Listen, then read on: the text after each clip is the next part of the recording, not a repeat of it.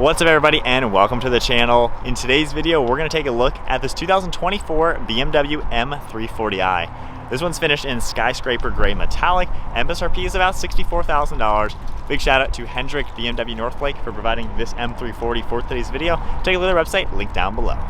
Underneath the hood of the 2024 BMW M340i, you're going to find the 3-liter inline 6-cylinder turbocharged motor paired to a mild hybrid system. You can get these in the xDrive all-wheel drive. This particular car is the rear-wheel drive version.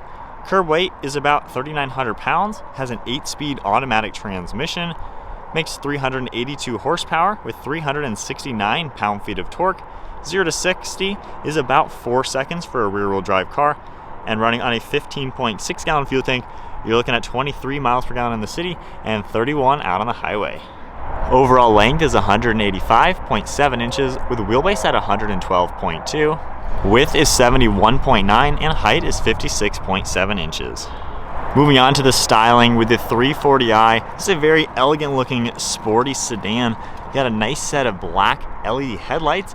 They have a pretty cool design with the daytime running lights throughout them, and I like how they fade towards the kidney-shaped grille. You got functional openings that will open and close depending on efficiency or cooling needs. Forward-facing camera, and I like the gloss black design for that grille. Nice size as well. You got gloss black on this front bumper with more openings to provide cooling to the intercooler and radiators. You're going to see more trim on the outside with a functional inlet to let air pass through the front tires. Nice looking car overall, very muscular and bold. You got some sharp lines on the hood leading towards the windshield. Really can't complain, it's a good looking sedan. At the side, we have a nice set of split 5-spoke wheels, 2-tone color. We also have the M compound on these 4-piston brake calipers. Nice looking sharp lines around the front fender, and then smooth lines in the lower portion of these doors. We have gloss black mirror caps with an integrated turn signal as well as a side view camera.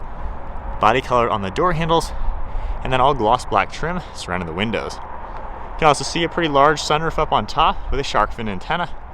And the overall side proportion, very nice profile, has good front and rear design, muscular lines, and I like how the rear fenders bulge outward.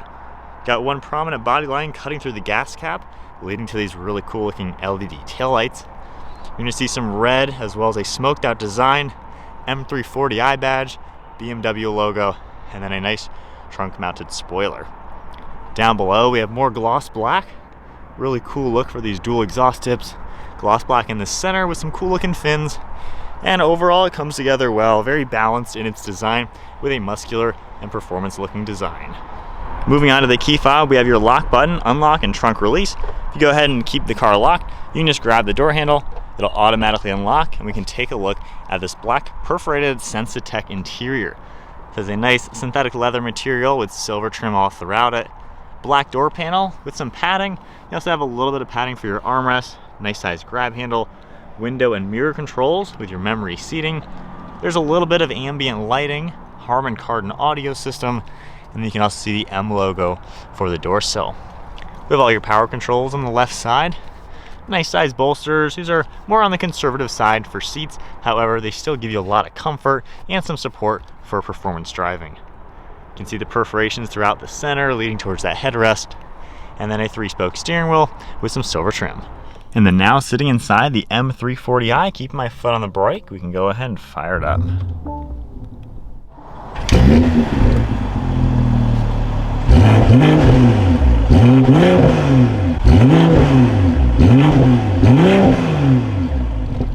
Taking a look at the gauge cluster now, you can see your speedometer on the left, tach over on the right side. In this Eco Pro mode, you're going to look at your power percentage. If you go ahead and adjust your different drive modes, you can get a more traditional gauge cluster in comfort mode. And then going into sport mode, you can see your tach now. You also have fuel on the left side, engine temperature on the right, and you can cycle through just a little bit of information in the center.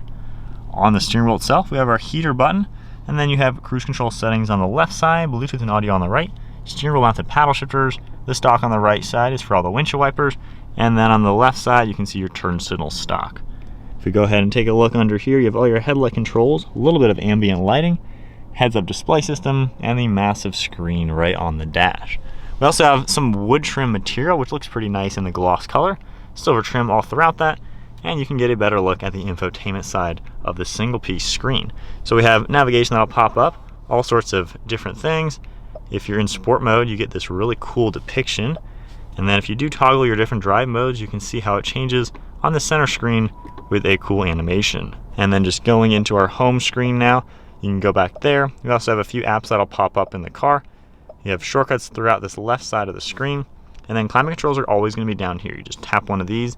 You have short access right here to your temperature. And then you can see heated seats, things like that for all the different controls. If we go ahead and put the car into reverse now, you have your backup camera along with a top-down view. You can even toggle this to see different views. We have the 3D camera view as well, which is a pretty nice touch. You can easily view everything around that. And then just tapping the P button, we're back into park. Underneath that, we have your climate control vents, volume on the left. You have some defrost, and then more of this wood color trim. Opening that up, you can see cup holders, USB 12 volt as well. You have those drive mode select, parking brake, and then you can see more shortcuts. And of course, we have the rotary dial that BMWs have always had to easily adjust different menus throughout the car. So you don't always have to use touchscreen. Of course, you can just toggle any of these shortcuts and easily get yourself everywhere. You can also see more of this black material, pretty good sized center console. And then on the right side, you have a large opening. One last look at the interior. Pretty simple in here. I do like the large screen. I think it's a good fit for the dashboard. Nice use of materials, very comfortable and spacious. And then we have a black headliner. You can see the sunroof shade up there, all of your dome light controls, garage door buttons underneath the mirror, and then a pretty good size for the sun visor. Moving on to the rear seat space, if I grab the door handle and open it up, same door panel that you saw up front, got a little bit of padding for your armrests and the nice speaker mesh. We have the same black interior with some perforations throughout the center. As you can see, 3 people. We open this up, we have an armrest, 2 cup holders, and then you can also grab this entire handle and pull the seat down, which is a really cool touch to get entry into that cargo area. Headrest is also going to fold down if you need a little bit better driver visibility. We do have a climate control vents, different plugs. So then sitting in the back of the M340i, the BMW 3 Series is a pretty good size sedan without being overboard. At 5'11", I have a couple inches of headroom, couple inches of knee room with the driver's seat at my height. So it's nice to see that you do have a roomy interior, good sized windows. Of course, all the armrests are in a pretty good place, where this truly is a functional sedan. We have lights up on top, hooks, as well as grab handles. So overall, for full-grown adults, I think it's pretty comfortable back here. And then moving on to the trunk space, you can grab the button underneath the BMW badge. Trunk's gonna open up nicely. I have a pretty good amount of space in here. There's also a cargo net, little cubby on the left side, same with the right. With them down, you can see just how much more storage you're gonna get into the passenger area. They fold nice and flat, still offering some space up in front, and you do have a pretty large opening into the trunk to make this very useful. All right, so we are setting off now in the M340.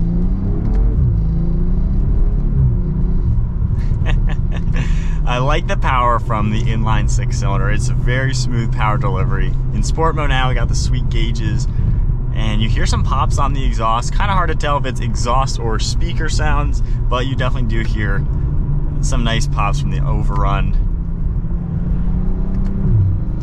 I do like how heavy the steering is, especially in sport mode. Suspension's nice and tight as well. It turns a nice, mature sedan into a fun, sporty sedan, and it really is a fun car to drive.